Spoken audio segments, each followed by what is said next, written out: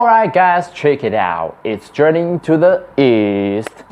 Today I will introduce the top 10 vacation spots in China and hope to help you enjoy a wonderful China trip. One of the four great Asian civilizations, China is the size of the USA or Europe, with more people than Europe and North America together. An enormous, mysterious, and beautiful land. China offers you so much to see and explore, from the Great Wall to the skyscrapers of Shanghai, to the roof of the world, and beyond. When you travel to China for the first time, you will usually stay more in big cities. But to experience China's true charm and the rich Oriental characteristics, you need to go deep into the mainland and explore. You don't need to worry about language barriers. Many young people in modern China can communicate in English. Number 1. The Forbidden City. The first one I recommend to everyone is the residence of the Chinese Emperor, the master of Chinese culture and history, the Forbidden City. The Forbidden City, also known as the Palace Museum, is the imperial palace of the Ming and Qing dynasty in China. With a history of 600 years, it is the most complete and largest wooden structure Asian architecture in China, and even in the world. If you want to visit the Forbidden City, you need to know the following questions in advance. All tickets of the Palace Museum are pre-sold on the official website 10 days in advance, and there is no ticket sold at the gate. The foreign tourists need to take passport when entering the museum. The opening hours of the Forbidden City are from 8:30 a.m. in the morning to 16:30 p.m. in the afternoon. Please remember to enter the park early in the morning and prepare the drinks and food for the day's tour in advance.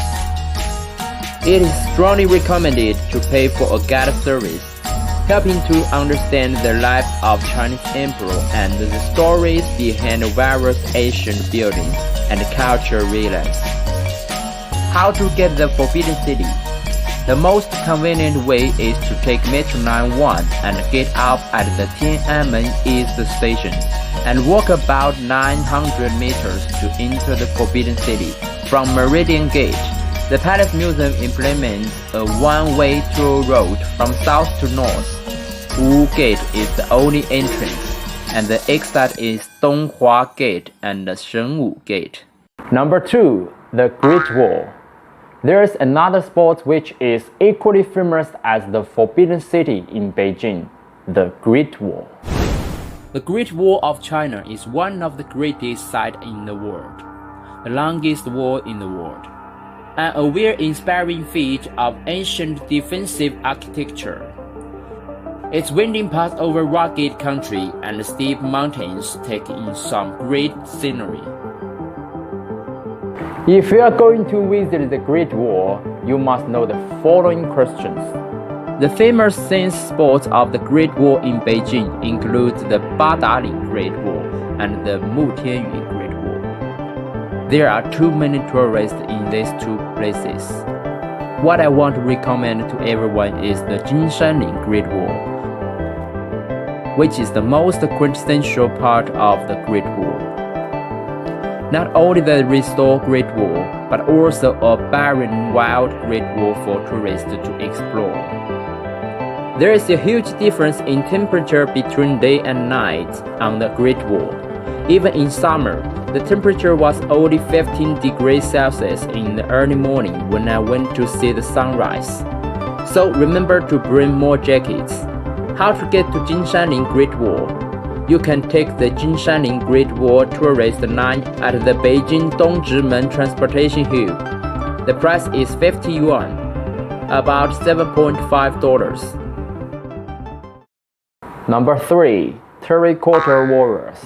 The third spot recommended for everyone is the Terracotta Walls, known as the 8th wonder of the world.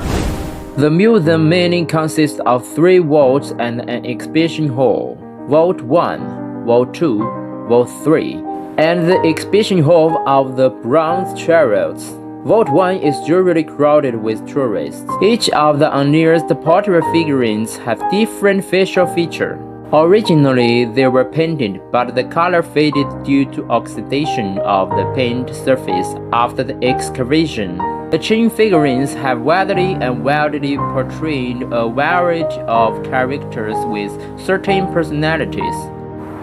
If you're going to visit the Terracotta warriors, be aware of these questions. Ticket price for the Terracotta warriors Qin Shi Huang is 120 yuan, about $17, and the opening hours are from 8:30 in the morning to 17:30 in the afternoon. It is strongly recommended to pay for a guide to learn more about the story behind the first emperor of China and the large number of cultural relics in the museum. How to get to the Terracotta warriors? It is very convenient for Xi'an's bus station to have the Terracotta warriors and horse through train.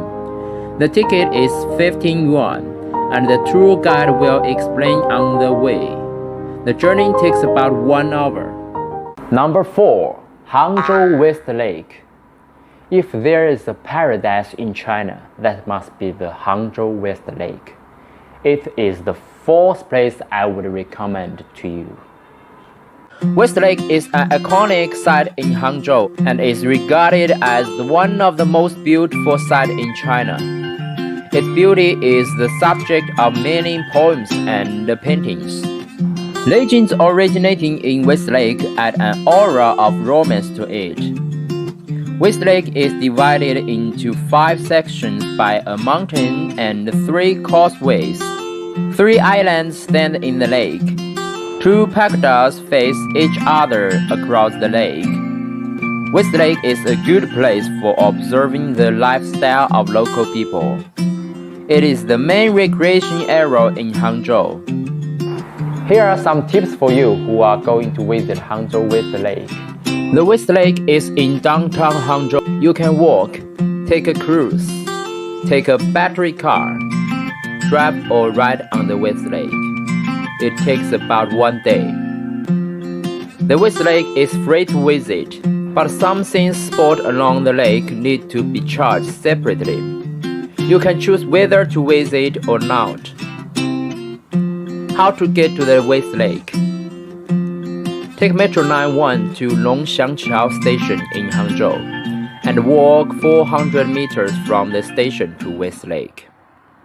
Number 5. The Suzhou Gardens. When it comes to the beautiful scenery in the southeast of China, in addition to the Hangzhou West Lake, the other one that fascinates us is the Suzhou Gardens. This is also the 5th spot I recommend to you. Suzhou is a city of gardens. The first garden can be tracked back to the 6th century BC. The private gardens reached their zenith in the Ming and Qing dynasty, with about 200 gardens being scattered around the city. Today, there are 69 preserved gardens in Suzhou, 9 of which have been designated as UNESCO World Heritage Sites. The top 5 gardens are: Number 1. Humboldt Administrator's Garden, Suzhou's largest garden. Number 2. Lingering Garden, famous for its striking architecture. Number 3. Master of the Nest Garden, Suzhou's smallest garden. Number 4. Iron Grove Garden, dominated by elaborate rock formations. Number 5.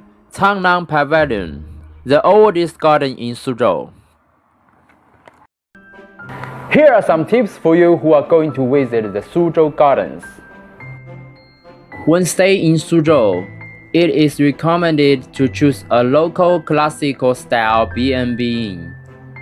The decoration style of ancient ink and wash is really in line with the theme of this trip and allow you to deeply experience Chinese culture. The most convenient destination to reach Suzhou is the bullet train. Shanghai Hongqiao Railway Station is adjacent to the airport. It only takes about 30 minutes to plug in the high-speed rail to reach Suzhou Station. Transfer to the subway to the humble Administrator's Garden, which is only one stop away. The Forbidden City, the Great Wall, the Terracotta Warriors, Hangzhou West Lake, and the Suzhou Garden. Which do you prefer? Please leave us a comment below and tell us whether this video is helpful to you.